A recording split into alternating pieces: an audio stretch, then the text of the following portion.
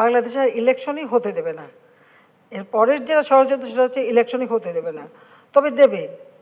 আর আমার ক্ষমতায় আসতেও অসুবিধা হবে না যদি আমি বাংলাদেশে কারো এয়ারবেস করতে দিই, ঘাঁটি করতে দিই, তাহলে আমার কোনো অসুবিধা নাই। কোনো এক সাদা চামড়ারই প্রস্তাব, আমি একই জবাব দিছি, যে আমি জবাব দিয়েছি স্পষ্ট যে আমি বঙ্গবন্ধু শেখ মুজিবের মেয়ে। দেশের অংশ ভাড়া দিয়ে বা কারো হাতে তুলে দিয়ে আমি ক্ষমতায় যেতে চাই না, আমার ক্ষমতার দরকার নেই। যদি জনগণ চায় ক্ষমতা আসবো, নইলে আসবো না।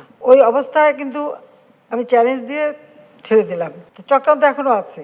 বাংলাদেশেরও একটা অংশ নিয়ে চিটাগাং, মিয়ানমার, এখানে একটা খ্রিস্টান স্টেট বানাবে, বে অফ বেঙ্গলে একটা ঘাঁটি করবে। তার কারণ হচ্ছে যে বে অফ বেঙ্গল এবং ভারত মহাসাগর, এখানে প্রাচীনকাল থেকে ব্যবসা বাণিজ্য চলে। আর এই জায়গাটায় কোনো রকম কোনো কন্ট্রোভার্সি নাই, এখানে কিন্তু কোনো কারো মানে ওরকম দ্বন্দ্ব নাই। এই